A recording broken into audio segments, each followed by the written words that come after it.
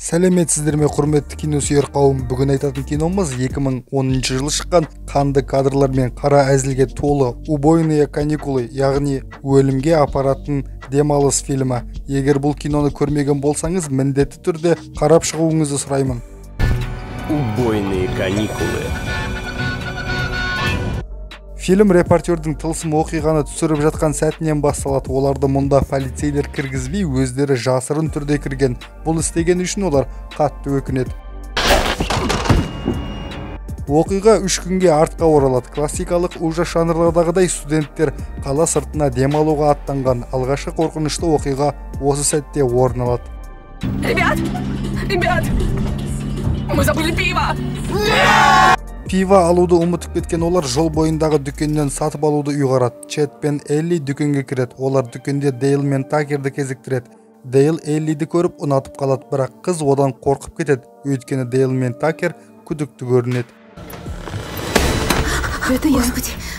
Сыртта Дейл досына қызды ұнатып қалғанын айтады, ал Такер оған барып танысуды ұсынады. Досының 1-2 кеңесінен кейін Дейл қызға қарай жақындайды, бірақ ол студенттерді шошытып жібереді.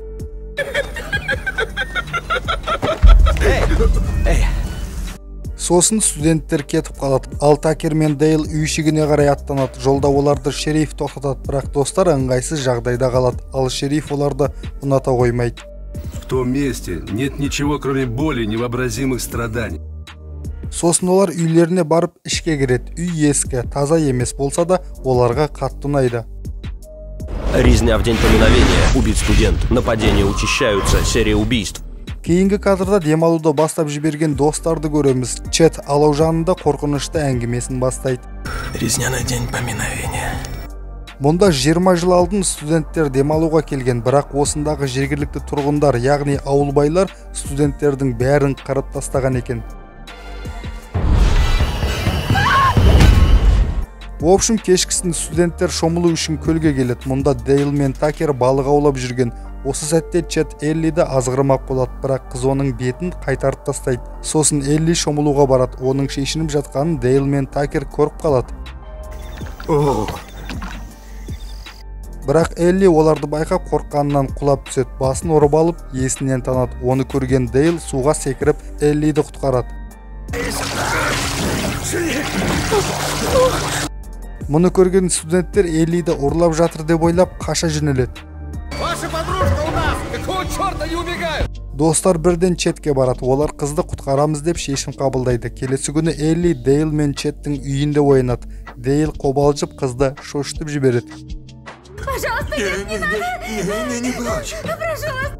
Бірақ кейін Дейлдің жақсы адам екенін, өзіне көмектескенін түсінеді. Ал студенттер Эллиді құтқармақшы. Достардың бірі көліктің кілтін алып, шерифті шақырамын деп кетіп қалады. Сосын жастар ауылбайлардың үйін табады.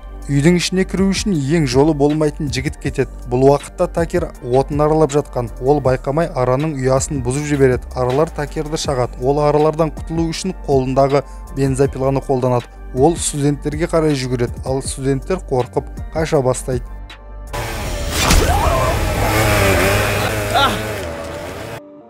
Ал үй ішінде Такер мен Дейл ойын ойнап отырады. Сол кезде ара талап тастаған Такер кіріп келеді. Дейл көмектеспеген үшін ренжиді. Сосын Эллиге достарын көргенін айтады. Я там видел твоего приятеля.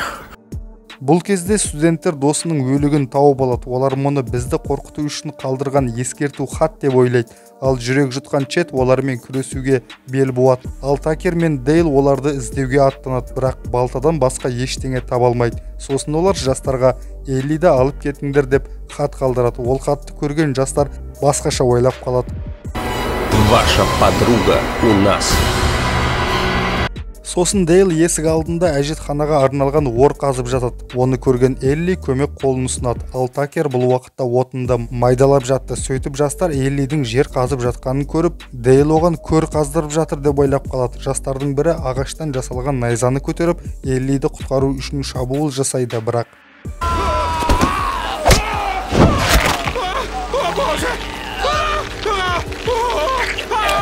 содан кейін Дейл байқамай Эллиді талдырып қояды. Ал жастардың тағы бірі Такерге шабуыл жасайды, бірақ әрекет сәтсіз аяқталады.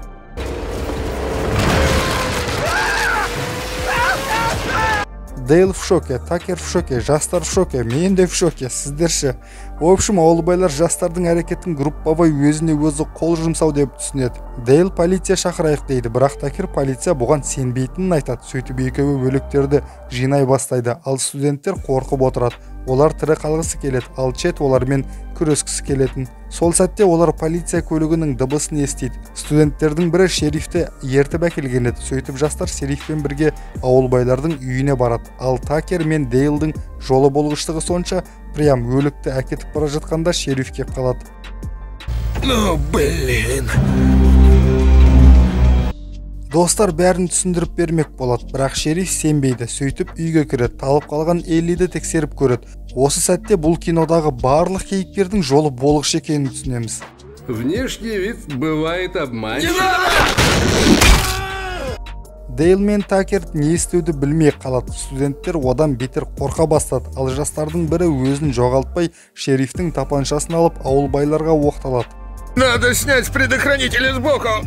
Жігіт атылмай жатқан тапаншаны тексерен деп өзін өзі атып алды. Сөйтіп ол тапаншаны Чет алып ауылбайларды ата бастайды. Студенттер олардың итін алып өлтірем деп қорқытады. Итін құтқармақ болғанда Такер ұсталып қалады. Ал Элли өзіне келеді.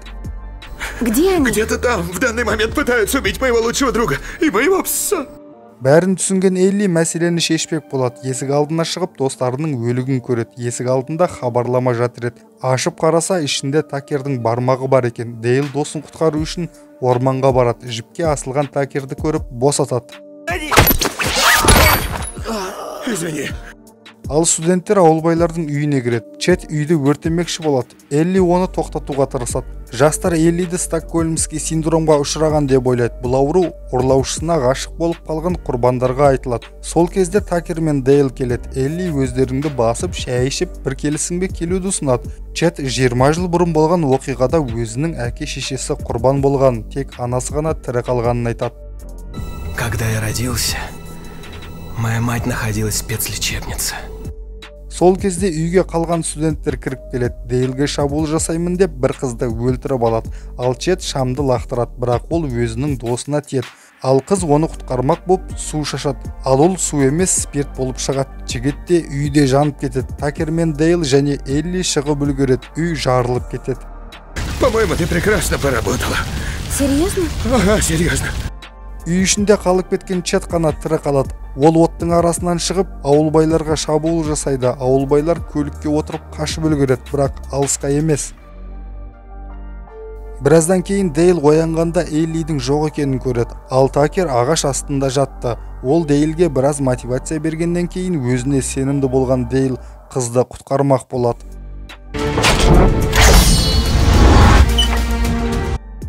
Жарты беті күйіп кеткен Чет бұл уақытта Эллиді ағаш аралағышқа тастап кетеді. Дейл оны құтқаруға келеді, бірақ Чет оған кедергі жасайды. Біраз төбелестен кейін Дейл Эллиді құтқарып үлгереді.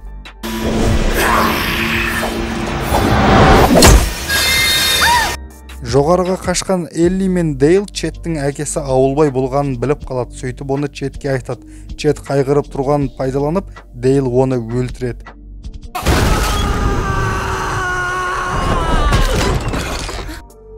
Кейінгі кадрда екі саусағы тігілген Такер ауруханада жатқанын көреміз. Содан кейін Дейл мен Элли кездесуге шығады. Боулинг ойынын ойнап болып, олар сүйіседі. Я чувствую то же самое.